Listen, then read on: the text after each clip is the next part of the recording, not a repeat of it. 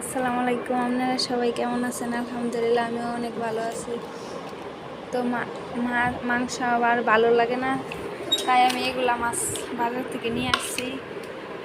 এগুলা মাছ আজকে রান্না করবো, আপনাদের সাথে একটু শেয়ার করবো কী কী দিয়ে আমি রান্না করি।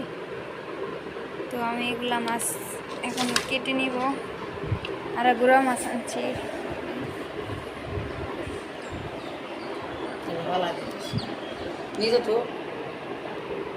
তো এগুলো আমি এখন কেটে নিব মাছগুলা।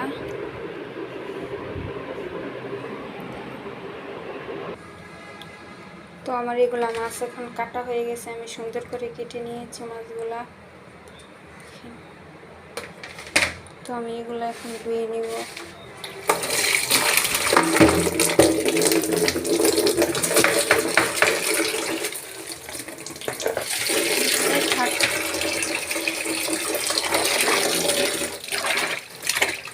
এক হাতে ভিডিও করতেছি, আপনাদের সাপোর্ট করবেন, একটা লাইক একটা কমেন্ট করবেন।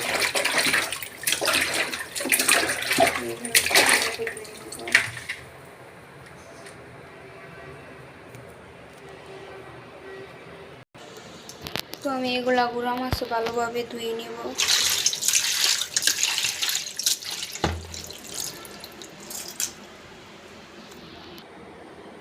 তো আমি একটু লবণ দিয়ে দেব। এটার মধ্যে মাছ দিলে অনেক পরিষ্কার হয়, তো আমি ভালোভাবে মাছ দিয়ে নেব।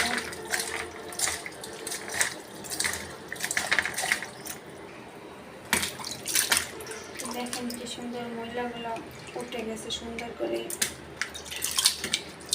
এগুলো আমি ভালোভাবে ধুয়ে নিব এখন।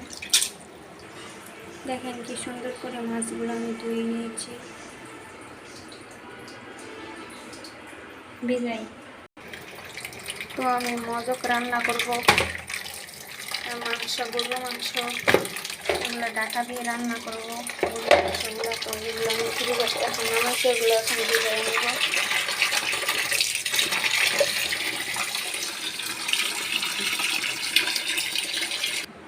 যেহেতু আজকে আমি এগুলো রান্না করব, তাই আমি মাছগুলো ফ্রিজে রেখে দেবো। আমি ইয়া করে নিয়েছি মাছগুলো, আমি এখন ফ্রিজে রেখে দেবো।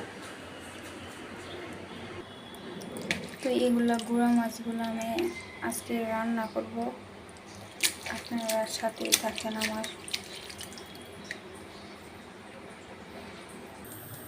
এখন আমি গুঁড়া মাছগুলো রান্না করব। তো পেস্ট দিয়ে দিব, কাঁচামরিচ,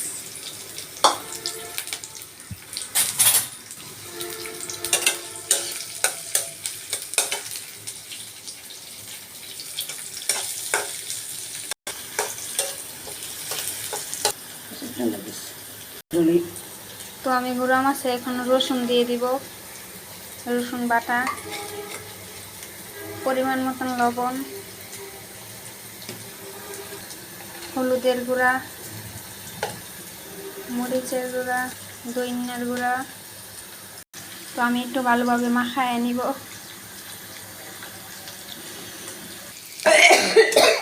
তো আমার পেঁয়াজটা ভালোভাবে হয়ে আসছে। তো আমি এখন মাছগুলো দিয়ে দিব। আপনারা বাসায় এইভাবে ট্রাই করতে পারেন।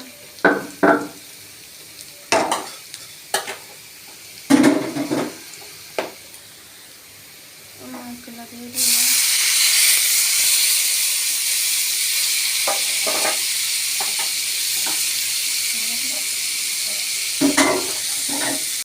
তো আমি আস্তে করে লাড়া দিয়ে দিব মাছগুলা। তো আমি এখন ঢাকনা দিয়ে রেখে দিব। তো আমি একটু পানি দিয়ে দিব। নাড়ানো।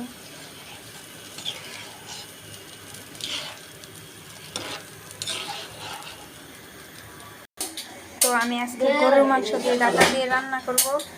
তো আমি পেঁয়াজগুলো দিয়ে দিলাম, এখন তেল দিয়ে দিলাম, আদা রসুন দিয়ে দিলাম।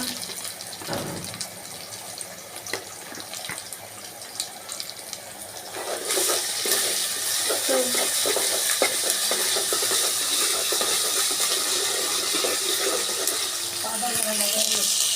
আরেক পাশে আমি তরকারিটা বয়ে দিচ্ছি, দেখেন।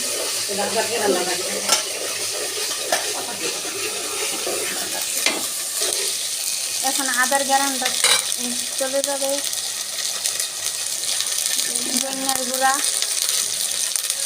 মরিচের গুঁড়া পরিমাণ মতন, হলুদের গুঁড়া,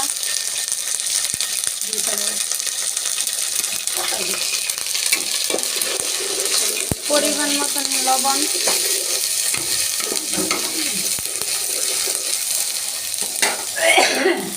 পানি দিয়ে দিলাম, জিরা বাটা, গরম মশলা দিয়ে দিলাম।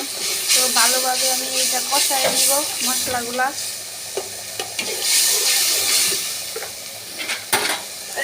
এলাচ, দারচিনি, লবণ দিয়ে দিলাম, তেজপাতাগুলো দিয়ে দিলাম। তো আমার কষানি হয়ে গেছে, এখন মাংসগুলো দিয়ে দিচ্ছি।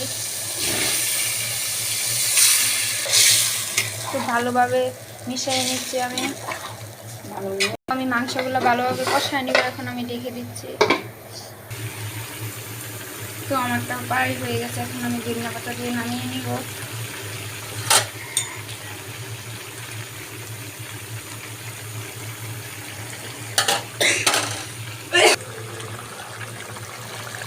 মাংসের কালারটা কিন্তু সেই রকম আসছে। মাংসগুলো ভালোভাবে কষা নিয়েছে, এখন আমি ডাটাগুলো দিয়ে দিব।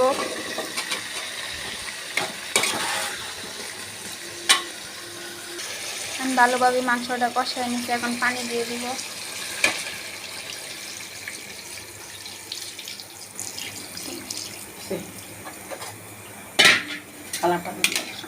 দেখেন কালারটা অনেক সুন্দর আসছে। এভাবে আপনারা বাসায় ট্রাই করতে পারেন।